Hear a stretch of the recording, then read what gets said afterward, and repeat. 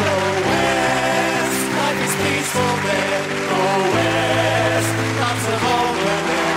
Go west, to be big like you. Go west, this is what we'll do. Go west.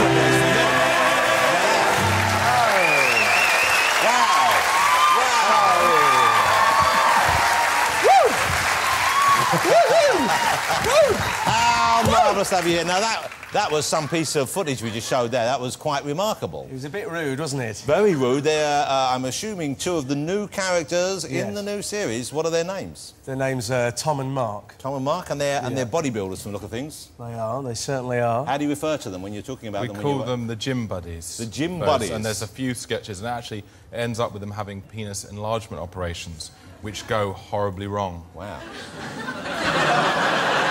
And the suits are prosthetics, but they were your own penises. Yes, that's they were the real penises, yeah. Oh, Jonathan! Thank you. No, obviously the penises were prosthetics, and thank you very much for letting us use yours as a cast. Thank you very much. Any time. Yeah. Now, it must be odd, though, when you're filming those, because that sort of suit must take a while to put on. I'm guessing a while to get off, so presumably you're wearing it for quite a large chunk. I'm still wearing mine, the fat suit. Yeah. No, it is about... You sort of get up about sort of the night before, you know what I mean? You sort of get up about 2 in the morning and then it sort of goes on for about 6 hours, so you're already in a bad mood by the time you start, but actually, when you look back at the results, you're pleased you did it. And presumably you're walking around wearing that in the daytime. Do people, I mean, you can cover up, but you can't put clothes on top of it, I guess, or... No, you lose your inhibitions quite quickly and we're just sort of wandering around, like, in that state, sort of drinking But and people eating would think that was you, if they didn't know, wouldn't they? They would think there's a really strange man with a huge body and a tiny penis. Fortunately, they do know, because they're in the industry, but at the end of the day, I remember cutting off the penis and giving it as a gift to someone. What a charming also, gesture. I seem to remember we couldn't eat or drink that day because we couldn't really go to the lavatory while we were in those suits. Yeah, you couldn't pee or poo, and they were saying in the night before, don't have anything to eat tonight. So you couldn't really eat all day or drink. So you're really miserable. Yeah, I know, it was horrible, but there we are. But it's a very funny sketch. Thank you.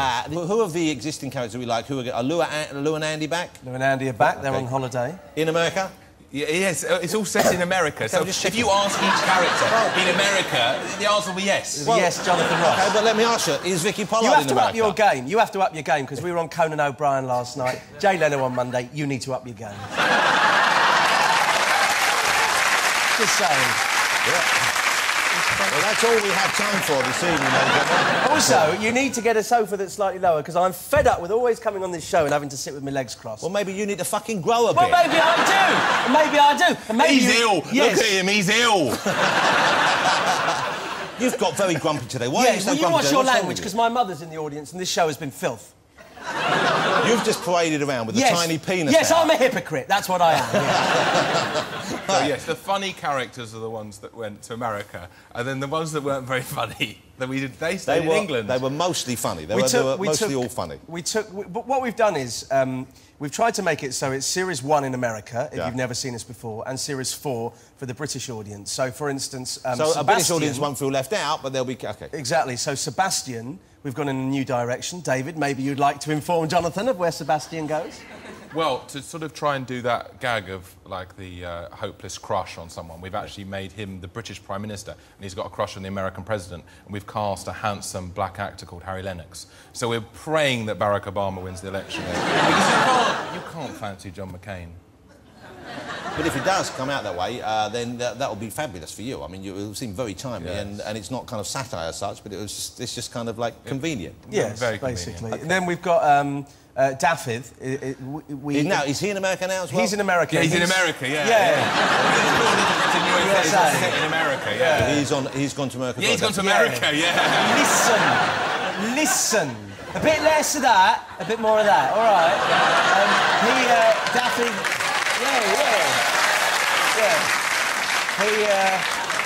I'm not quite sure what that... Oh, it's the finger. It's one of those. But I've got something...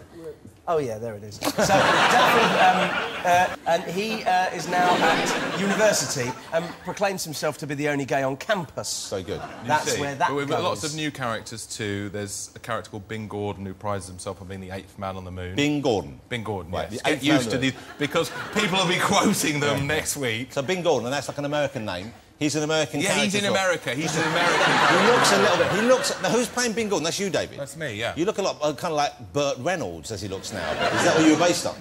No, it wasn't based on Burt Reynolds. Well, don't say it like that. It looks like Burt Reynolds. I assume No, you Burt Reynolds had all plastic surgery. He looks weird. That's meant to be an old man. OK. So he's landed on the moon, but no one knows his name. Yes! No, well, listen, hang on. Look, stop being so... You're being so difficult, both of you. Now, listen... We don't know these characters. No, you all know right. them because you've been with them for OK, months. fine. So we need to establish, number one, if listen, they're in listen, America. Number two... They're all in America. Right, OK, we've established that. Two, their names, if you could please speak quite clearly. Because you're swallowing your words. Now, from the clip we've seen, Yes. it doesn't look like you've had to tone it down much in the States. Was there any talk about doing it in a more moderate form? Maybe not being quite as... Because you're very full-on, aren't you? It's very... Well, I think there's different ways we could have done the show. Like, obviously, if you look at what Ricky and Stephen did with The Office, they sold the format to a network, and obviously network television has a lot more rules than TV does over here. But because we're on HBO, which is a subscription channel, and like I say, has shows like Deadwood and The Sopranos, So which you are can more get away adult. with language, adult situations, and naked we weren't men. asked to cut anything for that reason. But there were some things that got lost in translation, like we had a joke where a character mentioned a rent boy in the script, and what... I mean, you'll know this, but a rent boy isn't called a rent boy in America. No, of course a it's male not. hustle. I mean, you would obviously have known that. I things just like ask them that. by name when I get one sent round. No, so certain things we had to look out for in that way, but So that's just the idiom, really, there. You're just looking at different words, slang words that are used different elsewhere. But the kind of quality of the show, the kind of nature of what you do, that didn't have to be tempered. no, well, people would give you very different advice. People would say, keep the characters British. Oh, no, what you've got to do is you've got to make them all American. Move them to America. That's what we did. Now, listen, do people come up to you with ideas? I imagine people come to you and say, I've got a great idea for a character for you. Well, no, this is my favourite story with that, is that I was in the gym once and I was shaving next to a man who was in the next sink along, and he was filling up his sink with water. He went, "This would be a good sketch for you, the overflowing bowl." I went, yeah. Like that. And I felt like, how would that be funny? But the thing is, we've since thought about it, and we actually think that if you kept cutting back to a sink just with water spilling, it actually would make you laugh. People might laugh just the sort of tension. They might now, they know what's going on, but it's a very odd The thing to say. overflowing bowl sketch. I'd love to film it. Do you think he was just nervous? He saw you there, you were shaving yourself, and were you shaving top or bottom? I was shaving my face. So he was a bit nervous standing next to a celebrity, a top celebrity, shaving himself in the gym, and he just wanted to make contact with you. That's all that was. Don't make him feel bad about it. You're cruel. That's your problem. You're cruel. You're the nice one. You're the horrible one, aren't you? That's what we all know. No, we're both horrible. OK, we have another clip of a new character. Yeah. It's a mother and a daughter. They're in America, and the mother's... The daughter's name is Ellie Grace, is that right? And what's the mother's name? The mum's just called Mom. Mom. OK. Now, would you like to set this up, or should we just go into this? Let's see the... Let's roll VT. OK.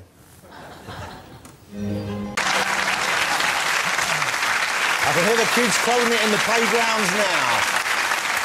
All right, that's the new show. It's called Little Britain in America. No, it's It's called on Little B- Britain USA. Well, why didn't you say that? Well, because if you'd have listened for a moment. Called Little Britain USA. It starts on BBC. Is it BBC One or BBC Two? BBC One. BBC One. Next Friday. Yeah, no, Next Friday. Next Okay. Friday. Watch it and then turn off when this show comes on. Yeah! That's how we roll now. Hey, you got some moves there. Do you want to dance? No. OK. Now, you're very busy men, because over and above A Little Britain in America, you've also been doing a lot of separate projects as well. I know you have a play coming up, which we're going to talk about as well. There's a book. But first, Matt, you're in a new movie. You're in the new Tim Burton movie, is that right? Yes. What's that about? It's, well, I'm in the Simon Pegg situation. I'm not allowed to say too much about it, but it is inspired very heavily by Alice in Wonderland. And Johnny Depp's in as well, I believe, isn't it? Yes. Wow. And I play Tweedledum and Tweedledee. So you just said quite a lot about it. I've said quite a lot about You it. see that, Peg? And no one's suing him. Look at that. He's as white as rain. No, Okay. if they do, I'll just counter-sue you. Okay. I know we can talk about your play in a minute and your book in a minute. But Matt, yeah, you also might be doing a Shooting Stars thing again. Yes, right? We're bringing Shooting Stars back for Christmas exciting special. New Shooting Stars coming back for Christmas special. Fantastic. You will be reprising George Dawes for us. I will, yes. You're going to be getting back in the one pursuit. Back in, not sure yet. I haven't really thought about it. Yeah, I'll have a think. I think he should be in pink, though. Pink feels right for Pink George. feels right for George Dawes, OK. Yeah. There's a play, there's a book, but what else is going on, I'm doing Matt? a sitcom in Hungary at the moment. Wow, and who's that for? For Comedy Central and BBC Two. So busy. Yeah, it's called Crob Mandoon and the Flaming Sword of Fire. So it's a spoof of fantasy films. Yeah, it's like that. It's that kind of thing. It stars Sean Maguire. Remember him? I do remember him. Yeah. That'd be great, I would have thought. Yeah. Looking forward to that. I'm also working on I've not written a book. Not all about you. I'm also. Can I be honest, though, we're joking here, but you do get far more than your fair share of attention.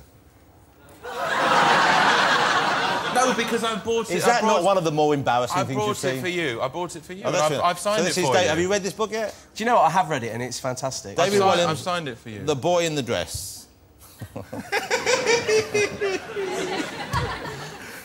You can show people. That's quite beautiful.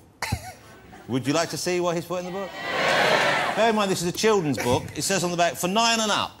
OK, so if I were to leave this lying around at home and someone was to come around with maybe a 9-year-old, they would feel with absolutely no worries they could pick this up and look in it. Correct. And then see that. Is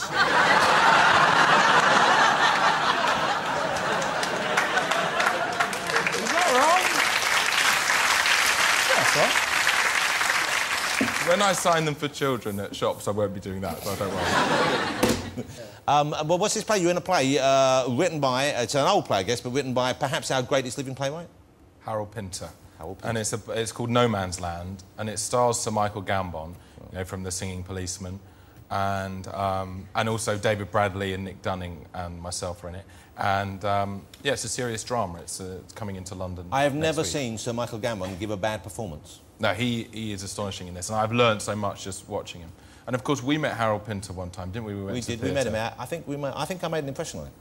What happened was we were going to see a play called Endgame, which actually had Michael Gambon and Lee Evans in it. And we sat down in our seats, and I realised that we were sitting next to Harold Pinter. I didn't know he was. I didn't realise I was just an old bloke sitting next to us. And then you started going, oh, is it a curtain? Is it the curtain you think for the play? I was making some jokes.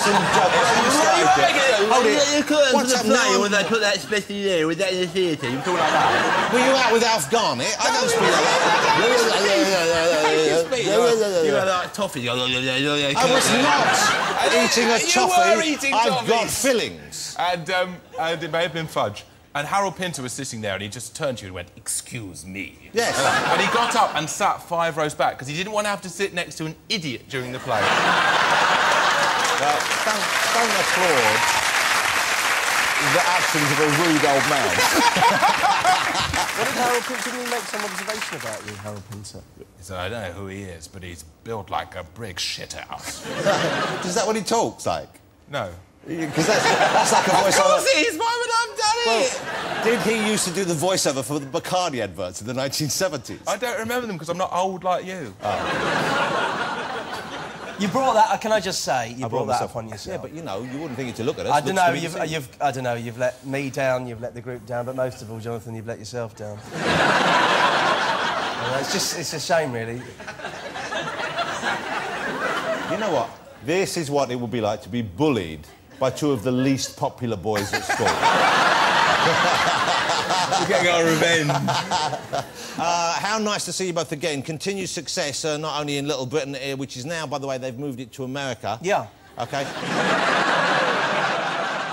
How lovely to have you both here. Ladies and gentlemen, 2 of the most talented and lovable men in the country, Matt Lucas and David Walliams. Thank you to all my guests tonight. Matt and David, of course, the wonderful Simon Pegg and Mr. Jamie Oliver.